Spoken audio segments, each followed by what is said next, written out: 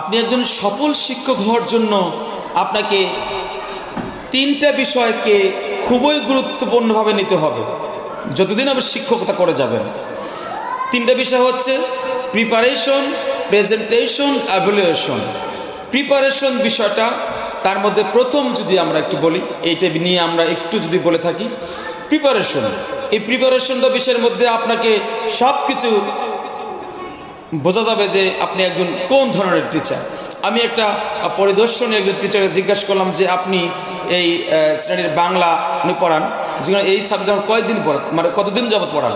তুমি বলে যে এর আগে পড়িয়েছি আমি, বা আমি এর এর চেয়ে বড় বড় ক্লাসের বইও পড়েছি, তো এটা মাশাআল্লাহ তেমনটা সমস্যা না, এটা কোনো আমার জন্য কোনো প্রবলেম না।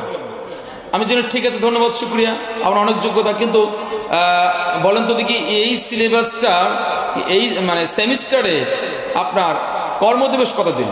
উনি বসে বলতে পারলেন না। আবার জিজ্ঞেস করলাম যে আপনাকে এই বইয়ের কত পৃষ্ঠা রয়েছে এই সেমিস্টারের জন্য? উনি সেটাও বলতে পারলেন না।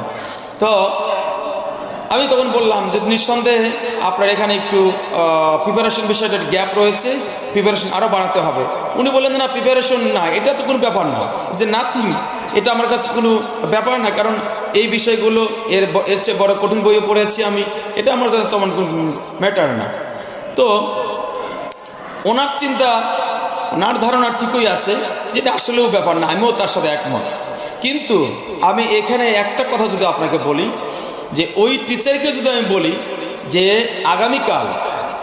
আগামীকাল আপনার ক্লাসে আমাদের স্বয়ং প্রিন্সিপাল বসে থাকবেন, এবং আপনার ক্লাসে যে কিছু ব্যক্তিবর্গ, মানে সম্মানিত বড় শিক্ষিত এবং অভিজ্ঞত সরকারি কিছু চাকরিজীবী কিছু লোকজন আছে, কিছু অভিভাবিকা আছে যারা শিক্ষা নিয়ে কাজ করছেন, এবং যারা এভাবে বিভিন্ন ওই কলেজের একজন লেকচারার এবং ওই বিশ্ববিদ্যালয়ের লেকচারার এবং আমাদের এই জেলার শিক্ষা অফিসার উনিও থাকবেন, প্রিন্সিপালও থাকবেন, বেশ কয়েকজন আপনার মান্যগণ্য কিছু ব্যক্তি বসে থাকবেন ক্লাসে।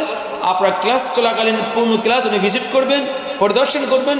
এর পরবর্তীতে যদি ভালো লাগে তাহলে আপনাকে 5,000 টাকা বেতন বাড়িয়ে দেওয়া হবে। এই অফারটা যে ওই টিচারকে দেওয়া হয়, তখন ওই টিচার বলবে না আমাকে 2টা দিন সময় দেন, অথবা বলবে না আমাকে আরেকটু বাড়ায় দেন।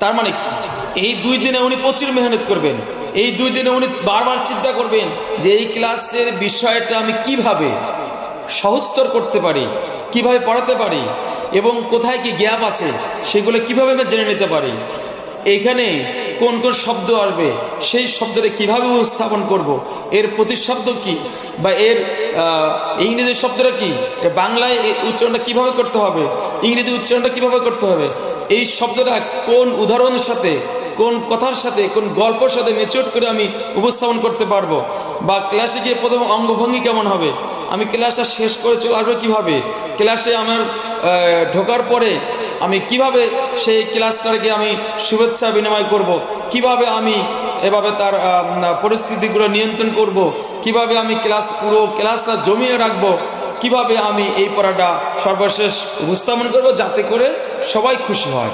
এই নানাবিধ চিন্তায় উনি মগ্ন থাকবেন, এবং ওনার একটাই চিন্তা থাকবে যে আমি কিভাবে ক্লাস সুন্দর নিয়ে যেতে পারি। তাহলে এখন প্রশ্ন হচ্ছে, আপনি আজকে এত প্রিপারেশন কেন নিচ্ছেন? তাহলে কি আপনি এ যাবৎ ফাঁকি দিয়ে আসছেন? এ যাবৎ মানে ভুলভাল পড়িয়ে আসছেন? বিষয়টা হচ্ছে এরকমই। এই জন্য বলা হয়েছে প্রিপারেশন। এই প্রিপারেশন বিষয়টা অনেক গুরুত্বপূর্ণ। প্রত্যেক দিনের ক্লাসটা যদিও আপনারা পড়াবেন, এরপরেও আপনি প্রিপারেশনের বিকল্প নেই। তো এই জন্য আমি একজন টিচার হিসেবে প্রিপারেশন খুবই গুরুত্বপূর্ণ। এর পরবর্তী কথা হবে প্রেজেন্টেশন, এভালুয়েশন। ধন্যবাদ সবাইকে। আসসালামু আলাইকুম রহমতুল্লাহ।